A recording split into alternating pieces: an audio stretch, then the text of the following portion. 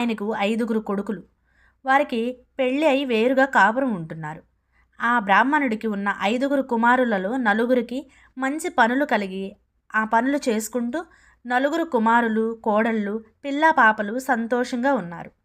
ఆఖరి కొడుకు మాత్రం ఏ పని దొరక్క ఉన్న పని చేసుకుంటూ ఆ రోజుకి ఏ పని దొరికితే ఆ పని చేసుకుంటూ కటిక దరిద్రంతో కాపురాన్ని సాగిస్తున్నాడు. వారికి ఇంకా పిల్లలు కూడా లేరు. ఇదిలా ఉండగానే శుక్రవారం రోజు లక్ష్మీదేవి లోక సంచారం చేస్తూ ఆ బ్రాహ్మణ కుమారులైన ఇంటి ముందు ఆగింది. మొదట బ్రాహ్మణుడి మొదటి కొడుకు ఇంటి దగ్గర లక్ష్మీదేవి ఆగగానే ఆ ఇంటి కోడలు సద్ది కుండ ముందు పెట్టుకొని పిల్లలకు ముద్దలు పెడుతూ తను కూడా తింటూ ఉంది.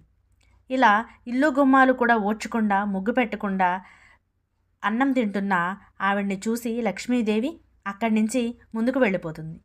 అలా రెండో కొడుకు ఇంటికి వెళ్ళగా రెండో కోడలు పేడ పిసికి పిడకలు చేస్తూ ఉంటుంది.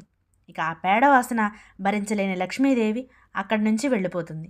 ఇక మూడో కొడుకు ఇంటికి వెళ్ళగానే అక్కడ ఆ ఇంటి ఇల్లాలు భర్తని పిల్లల్ని గట్టిగట్టిగా అరుస్తూ తిడుతూ ఉంటుంది. అక్కడ ఉండలేని లక్ష్మీదేవి కొంచెం ముందుకు వెళ్ళగానే నాలుగో కొడుకు ఇంటి ముందు ఆగుతుంది.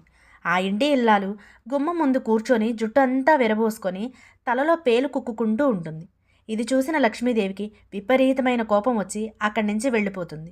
అలా వెళ్ళిపోతుంటే దారిలో చక్కగా ఒక ఇంటిలోంచి పువ్వుల పరిమళం వస్తూ ఉంటుంది. కాసేపు అక్కడే నిలబడి ఆ ఇంటి వైపే చూస్తూ ఉంటుంది లక్ష్మీదేవి. ఆ ఇల్లు ఎవరిదో కాదు, ఆ బ్రాహ్మణుడి 5వ కొడుకుది. ఎవరైతే కటిక దరిద్రంతో ఇల్లు వెళ్ళబుచ్చుతున్నారో ఆ 5వ కొడుకు ఇంటిలోంచి పువ్వుల పరిమళంతో చాలా చక్కగా కమ్మని వాసన వస్తుంటే లక్ష్మీదేవి అక్కడే నిలబడిపోయి ఆ ఇంటి వైపు చూస్తూ ఉంటుంది.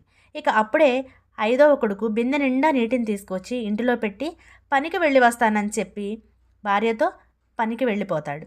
5వ కొడుకు ఇంటి ఇల్లాలు మాత్రం ఇంటి లోపలే కూర్చొని ఉంటుంది. లక్ష్మీదేవికి ఆ ఇంటి ఇల్లాలు ఎక్కడా కనిపించదు. కానీ ఇల్లు మాత్రం చాలా శుభ్రంగా ఉంది. ఇంటి ముందు అలికి ముగ్గులు పెట్టి పసుపు, కుంకుమ, పువ్వులు పెట్టి గుమ్మాన్ని అలంకరించి